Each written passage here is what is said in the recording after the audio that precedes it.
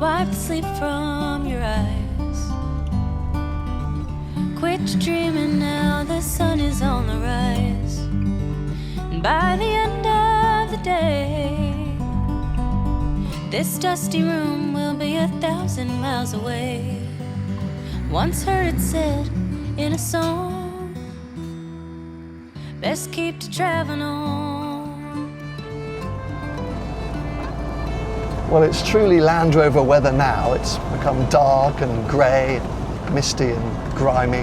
But as I say, we're in the right car for the occasion. Welcome back to my dad's Land Rover 90. I kind of need to stop calling this my dad's Land Rover 90 because it's officially now my Land Rover 90, but I think I'll always think of it as my dad's.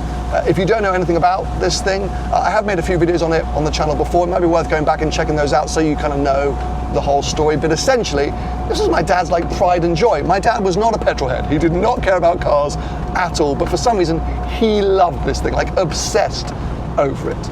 But over the years, my entire family have used this vehicle for lots of different reasons. At one point, it was my band wagon. I used to load this thing up with amps and drums and go off to various gigs around the country. So yeah, we all have our own connection with it, but like I said, it's kind of dad's. Sadly though, Dad died a couple of years ago, and since then it's been sitting around just looking a little unloved and actually falling into a little bit of a state of disrepair. So early this year, I declared that I kind of wanted to take it on and breathe some life into the old girl, as the expression goes. Mechanically, to kind of ensure that it remained as turnkey as Dad always kept it, but also cosmetically and aesthetically so that it felt a bit more mine. Whilst I have some unbelievable memories of Dad driving this car or spending time with Dad in this thing, since he passed away, every time I got in it, it felt like a bit of imposter syndrome. It still felt a bit somber and a bit sad because it was so much his thing. So I thought if I could tweak it and change it, make it feel a little bit more mine, while staying true to what he enjoyed about it, maybe I could enjoy it more, if that made sense. And I feel like I've now achieved that. So let me pull over and show you what this thing now looks like.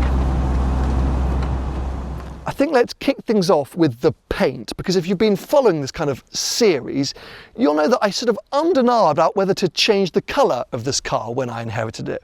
Because when this thing left the factory, it was actually green. Yeah, green with a white roof and white steel wheels. But about 12 or 13 years ago, my dad repainted it in this Baltic blue. I don't really know why he did that. I don't know if he just saw another Land Rover that he liked the look of, or maybe he was trying to colour match his Range Rover Sport at the time. That would have been cool if that was what he was doing. Anyway, either way, I was never that obsessed, but he adored this dark blue. He was so happy with it. So when I was thinking about maybe going back to the factory original or even doing something in my own kind of vision, it just felt wrong. I was like, what am I doing? So many memories with my dad are in this car in this blue. So to have repainted it, it would have just been wrong. Thing is though, it didn't really look Baltic blue anymore. This car, like many Land Rovers, lives a bit of a hard life. It lives out on the driveway at my mum's house, battered by wind and rain. So it kind of gone like a rusty grey. So I enlisted the help of the legend that is Stu from F1 Wax. If you've been around this channel for a while, you'll remember Stu. He's worked on loads of my cars. I think at one point he even polished a vinyl wrap, maybe on my McLaren. He did an amazing job on my 695 Proposto. Anyway, I call him the Paint Whisperer, and he has lived up to that title once again because, oh my God, I actually don't know how he's achieved this. I text him saying, did you secretly repaint the car? Because, I mean, so much saturation, so much reflection, it looks like a new car, like it has completely transformed this thing. Now, of course, it is a 36-year-old Land Rover. It's battered, there's rust pockets here and there. I mean, but the actual paint somehow looks brand new and amazing. So yeah, I mean, Stu, once again, you've blown my mind. Thank you. It means a lot to all of us. And I now love Baltic blue. Continuing with the exterior modifications, lots of you will have noticed I removed the bull bar. Dad had installed this kind of big bull bar here with two sort of fog lights that never worked. It had some dodgy lights in the front. I didn't enjoy it. I much prefer this cleaner, more original look. Shows off the rare Land Rover 90 badge and it just looks simpler. We've still got the sort of chicken wire guards on the headlights. I mean, I'm not actually that offended by them. I kind of like the front end of this car now, so I think we'll probably keep it as it is for now. So once I decided to keep the Baltic blue, I then had to figure out what I was going to do with the roof and the wheels, because like I said, when this car left the factory, it had a white roof and white wheels, and I just like that kind of classic look. But to repaint the roof or even replace the roof with a white one, it was going to get really expensive. So okay, well maybe I just put some white Steelies on. In fact, that's how this car looked for a while. When my dad first did the paint job, he kept the white Steelies. There's actually a video on this channel of this car with the blue paint and the white Steelies. But I always thought that looked a bit odd. So I was like, well hold on a second. If we are staying true to kind of Dad's vision for the car with the blue, why not carry that even further and do body-coloured Steelies? And so that's what we've done, Baltic blue steel wheels to match the Baltic blue paint, and I am obsessed with how this has turned out. I'm so happy. I don't really know what he would have made of it. I think he would have enjoyed it. He never would have done it himself, but I think he would have seen this and gone, oh yeah, actually that looks really cool. I love it. And what I really enjoy is it now feels like it looks like my kind of Land Rover 90, but carrying on with kind of Dad's ideal vision for the car. So it's the perfect kind of alignment, and yes, I enjoy it very much. Inside, firstly and most noticeably, I've removed Dad's dodgy seat covers. You might remember there were some weird yellowy beige seat covers in here with kind of beach umbrella logos. They were awful. None of us liked them.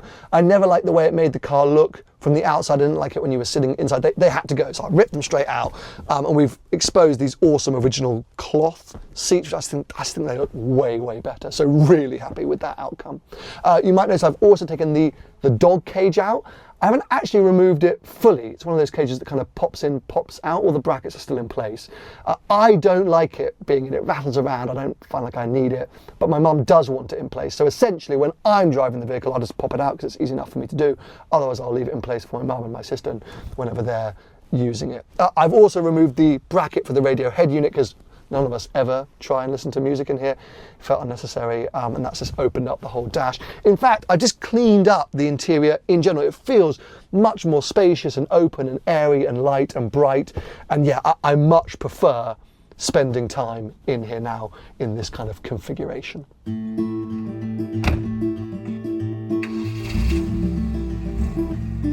You round the corner, 4 a.m. Headlights through my window like sunlight blazing in. By the way, if you're wondering what this Bigfoot sticker is, for some reason my dad was really into Bigfoot, and when we were doing Drive the World, I saw that sticker, bought it for him, he placed it there, he really enjoyed it. I was like, okay, well, guess I'll leave that in place, as slightly strange as it is. Anyway, it wasn't just the cosmetics that I wanted to tackle, as I've already discussed.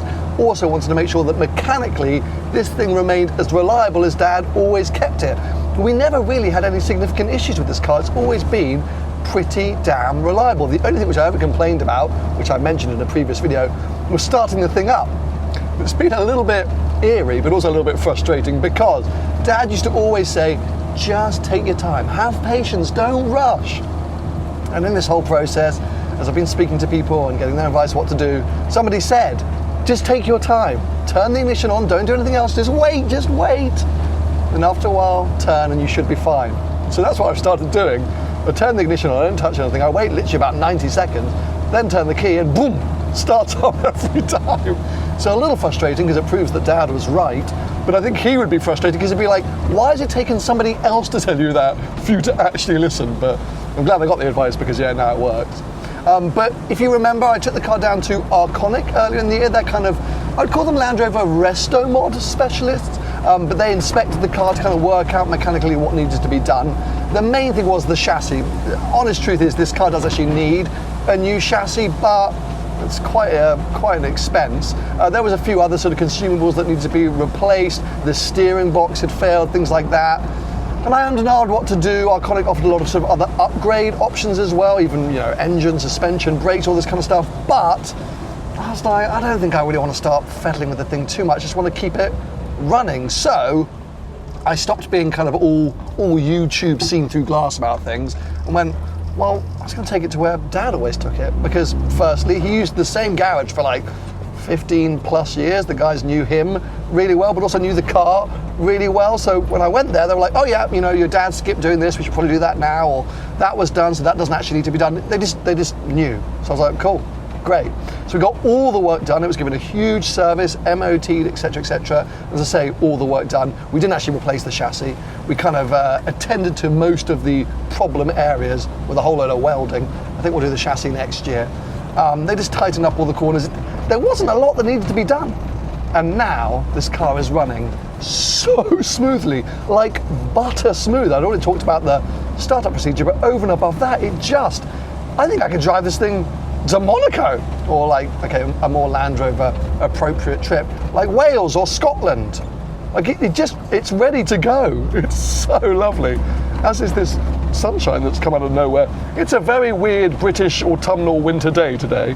We've had every kind of weather, but I'm here for it. Anyway, yes.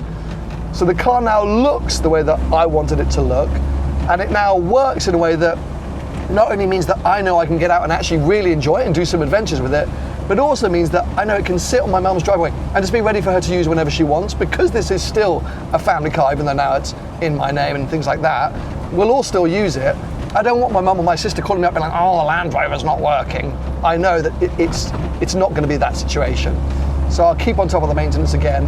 A quick shout out, by the way, to the garage that have been looking after this car for so long, G&D Vehicle Services. Amazing guys, and yeah, they did the work, no fuss, helped getting that bumper off the front, a few other tweaks and things like that. So yeah, big plug for them. Whilst I just mentioned G&D, it's actually worth me talking about the fact that throughout this process, kind of everyone that's worked on this car to get it to this point knew my dad or knew the car, which has been, well, quite heartwarming, if I'm honest. So I already mentioned, as I say, yes, the fact that Dad's used G&D, but for example, even the guy who painted the Steelies, weirdly, used to run the Land Rover dealership where Dad bought all of his Range Rovers. When I called up, he was like, I know who you are. I was like, this is mad. I'm pretty sure even Stu from F1 Wax worked on my dad's Range Rover Sport when we wrapped it satin black. They at least, I'm sure, crossed paths at some point. So yeah, it's been great, and I'm really glad that I kind of put my social media ego to one side and didn't try and go to the most Instagram friendly workshop, but instead just went to the right place for the car, for the project, for me, for the family, etc. And in doing so, I've actually learned a lot about the car. For example, Dad actually bought it way back in 1999. He was just the second owner.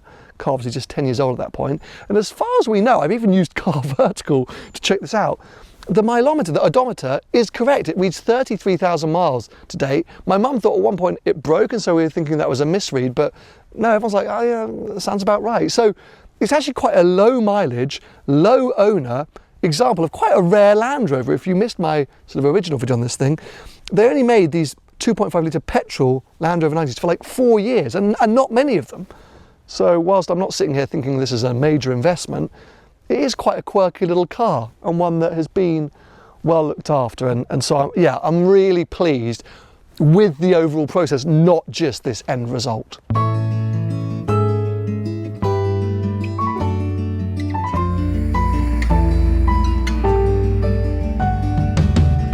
Travel on by locomotive, turning of the century. See their fine clothes, soot is turning, satin's black as the night can be. So what next, I hear you ask? Well, now I've got this thing looking the way I want it to look, and I know mechanically it's pretty solid. It means the adventures can begin. And I mean like proper adventures, because I've never really had a vehicle on the channel which has allowed me to do proper like off-piste exploring. Okay, I took my 360 to the desert in Morocco, and during Drive the World we took the Carrera T to some interesting places, but I haven't really been able to do this kind of stuff, and I sort of want to, because why not? This is a whole part of the petrolhead world that I've never really gotten involved with, but this thing should enable me to do so. So I've actually planned my first big adventure. It's going to be this year, so I'm not going to have to wait that long. It's going to involve some pretty hectic off-roading, and actually on that, It means I do need to make one final tweak / upgrade to this car before I do so. I'm going to change the tyres, because it's currently on some pretty old tyres that came with the Steelies when I bought them. I'm changing those to the much hyped BF Goodrich KO3s. I've heard a lot of good things about these KO3s on social media, so I thought I'd get myself a set. They're so new, I couldn't get hold of a set in time of filming this video, but they're on their way. I'll get them fitted, and then yes, got quite the journey ahead of me this year, and it's going to be a ton of fun. But I want to, get out of my comfort zone, get out there, get exploring, and see what happens. I might need to buy some new boots. I actually have boots. I actually have a few boots now. I'll have you know.